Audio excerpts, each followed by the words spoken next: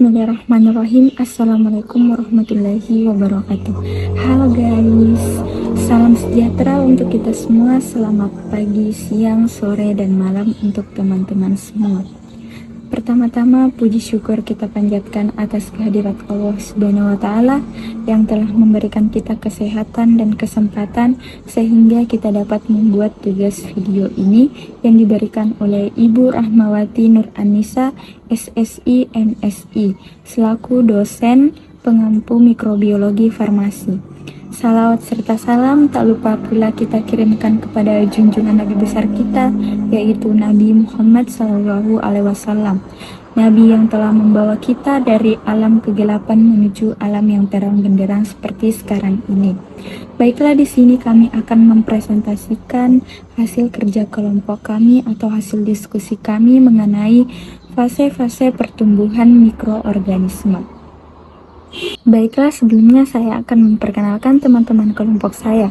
Yang pertama ada Dia Natasha selaku pemateri kedua, kemudian ada Hartawati Nurung, saya sendiri selaku moderator, kemudian ada Biska Ayuni sebagai pemateri pertama, Nur Aulia Putri Halim sebagai pemateri keempat, dan ada Alda Resmayani sebagai pemateri terakhir. Nah, jadi di sini saya akan menjelaskan sedikit mengenai apa sih sebenarnya mikroorganisme itu. Jadi mikroorganisme adalah organisme yang memiliki ukuran yang sangat kecil, sehingga jika kita ingin melihatnya harus menggunakan mikroskop. Kemudian setiap sel tunggal mikroorganisme mempunyai kemampuan untuk melangsungkan aktivitas kehidupannya, yaitu dapat mengalami pertumbuhan, menghasilkan energi, dan bereproduksi dengan sendirinya. Pertumbuhan mikroorganisme juga itu dapat terjadi ketika berada pada lingkungan atau media yang sesuai. Baik, selanjutnya itu nutrisi yang dibutuhkan untuk pertumbuhan bakteri. Nutrisi yang pertama itu sumber energi. Sumber energi diperlukan mikroorganisme untuk reaksi-reaksi sintesis yang membutuhkan energi dalam pertumbuhan restorasi, pemeliharaan keseimbangan cairan, gerak, dan sebagainya. Dalam penggunaan energi, organisme hidup terbagi menjadi fototrof atau kemototrof, dan kedua tipe ini tuh dijumpai di antara bakteri. Di mana fototrof itu adalah organisme yang membutuhkan energi dari sinar matahari, sedangkan kalau kemototrof itu organisme yang memperoleh energi dari reaksi kimia.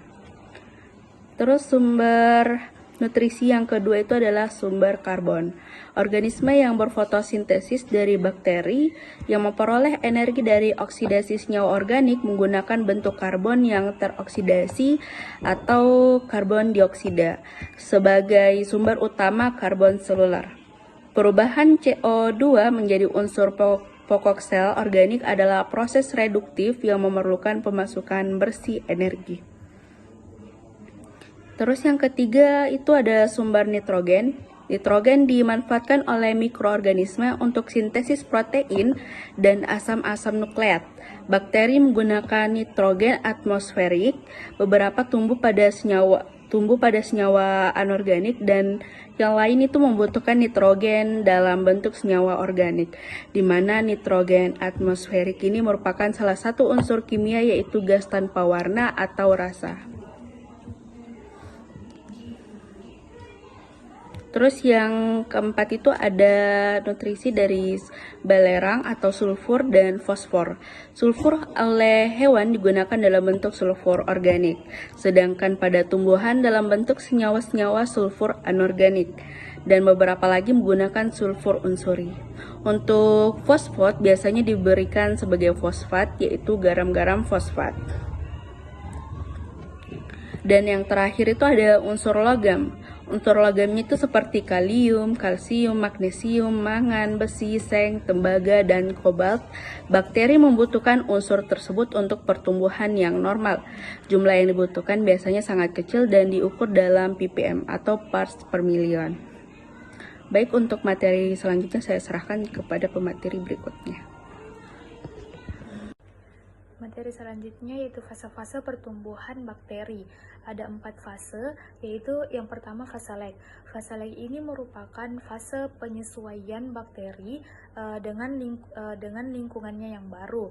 Pada fase lag ini, lama fase lag pada bakteri bervariasi tergantung dengan derajat pH, kemudian komposisi nutrien, suhu, aerasi, dan jumlah sel pada inokulum awal serta sifat fisiologis suatu mikroorganisme pada media sebelumnya. Pada saat sel telah menyesuaikan diri dengan lingkungannya yang baru, maka sel akan membelah diri sehingga mencapai populasi yang maksimum. Fase ini disebut dengan fase logaritma atau fase ekspansional. Fase logaritma atau fase ekspansional ini ditandai dengan terjadinya periode pertumbuhan yang cepat. Setiap sel dalam populasi membelah diri menjadi dua sel. Variasi derajat pertumbuhan bakteri pada fase ekspansional ini dipengaruhi oleh kadar nutrien dalam media, suhu, aerasi, dan kondisi pH. Ketika derajat pertumbuhan bakteri telah mencapai populasi yang maksimum, maka akan terjadi keseimbangan antara sel yang mati dengan sel yang hidup. Fase ini disebut dengan fase stasioner. Fase stasioner ini terjadi pada saat laju pertumbuhan bakteri sama dengan laju kematiannya, sehingga jumlah keseluruhan bakteri akan tetap. Keseimbangan jumlah keseluruhan bakteri ini terjadi disebabkan adanya pengurangan derajat pembelahan sel. Hal ini disebabkan dengan kadar nutrisi yang berkurang dan terjadi akumulasi produk toksik sehingga mengganggu pembelahan sel. Setelah fase stasioner ini dilanjutkan dengan fase kematian yang melampaui laju pertumbuhan sehingga terjadi penurunan populasi bakteri. Pada fase kematian, sebagian populasi mikroba mulai mengalami kematian karena dua sebab. Sebab yang pertama yaitu nutrien di dalam medium sudah habis, dan sebab yang kedua energi cadangan di dalam sel sudah habis. Kecepatan kematian ini bergantung pada kondisi nutrien, lingkungan, dan jenis mikroba. Jadi keempat fase tadi dapat dilihat pada kurva pertumbuhan mikroba yang tertera pada slide. Jadi di situ terlihat mulai dari bakteri menyesuaikan diri dengan lingkungan barunya, kemudian terjadi pertumbuhan bakteri dengan cepat. Setelah itu terjadi keseimbangan antara sel yang tumbuh dengan sel yang mati, dan setelah itu terjadi penurunan bakteri, yaitu penurunan bakteri yang ditandai dengan kematian mikroba. Sekian penjelasan materi dari saya. Adapun faktor-faktor yang mempengaruhi pertumbuhan bakteri, bagian A zat makanan, yaitu sebagian besar bakteri yang hidup bebas dapat tumbuh baik pada ekstrak ragi. Bakteri parasit membutuhkan zat-zat khusus yang hanya terdapat dalam darah atau dalam ekstrak jaringan hewan. Bagian B, derajat keasaman lingkungan atau pH. pH pembenihan juga mempengaruhi pertumbuhan kuman dalam membantu metabolisme bakteri. Bagian C, suhu merupakan faktor penting dalam pertumbuhan bakteri. Apabila suhu tidak sesuai dengan kebutuhan bakteri, maka akan menyebabkan kerusakan sel. Adapun tabel jenis bakteri berdasarkan suhu, yang pertama yaitu psikofilik.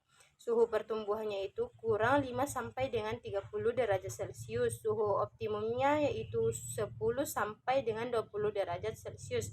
Yang kedua yaitu mesofilik, suhu pertumbuhannya itu 10 sampai dengan 45 derajat Celcius. Suhu optimumnya 20 sampai dengan 40 derajat Celcius. Yang terakhir termofilik, suhu pertumbuhannya yaitu 25 sampai dengan 80 derajat Celcius. Suhu optimumnya yaitu 50 sampai dengan 60 derajat Celcius.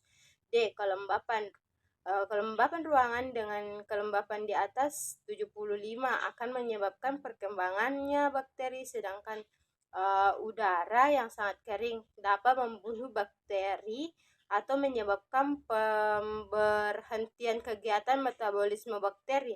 Bagian E, oksigen dibutuhkan untuk proses respirasi bakteri. Bagian F, tekanan osmotik akan sangat mempengaruhi bakteri jika tekanan osmotik lingkungan lebih besar atau hipertonis. Sel akan mengalami plasmosis. Bagian G, pencahayaan. Cahaya dalam ruangan dapat menghambat pertumbuhan dalam bakteri. Selanjutnya saya serahkan kepada pemateri berikutnya. Baiklah, saya akan menjelaskan tentang pengukuran perhitungan mikroorganisme. Pertumbuhan diukur dari perubahan jumlah sel atau berat kering massa sel. Untuk pengukuran pertumbuhan bakteri pada media padat dilakukan dengan perhitungan secara tidak langsung dengan menggunakan metode hitung cawan. Itulah tadi pemaparan dari teman-teman kelompok saya mengenai fase-fase pertumbuhan mikroorganisme. Jadi dapat disimpulkan bahwa mikroorganisme adalah organisme yang memiliki ukuran yang sangat kecil sehingga jika ingin melihatnya harus menggunakan mikroskop. Kemudian nutrisi yang dibutuhkan oleh mikroorganisme yaitu ada sumber energi, sumber karbon, sumber nitrogen, fosfor, dan belerang dan unsur logam. Kemudian ada fase-fase pertumbuhannya itu dibagi menjadi 4. Ada fase lag, fase logaritma, fase stasioner, dan fase kematian. Kemudian ada faktor-faktor yang mempengaruhi fase pertumbuhan mikroorganisme, yaitu suhu, kelembapan, oksigen, pencahayaan, pH, dan tekanan osmotik. Dan cara menghitung pertumbuhan mikroorganisme itu diukur dari pertumbuhan jumlah sel dan beratnya, dan dilakukan perhitungan secara tidak langsung dengan menggunakan metode hitung cawan. Baiklah, itulah tadi pemaparan dari saya dan teman-teman saya mengenai fase-fase pertumbuhan mikroorganisme. Semoga bisa bermanfaat. Kurang dan lebihnya mohon dimaafkan. Fastabiqul khairat. Wassalamualaikum warahmatullahi wabarakatuh. See you guys.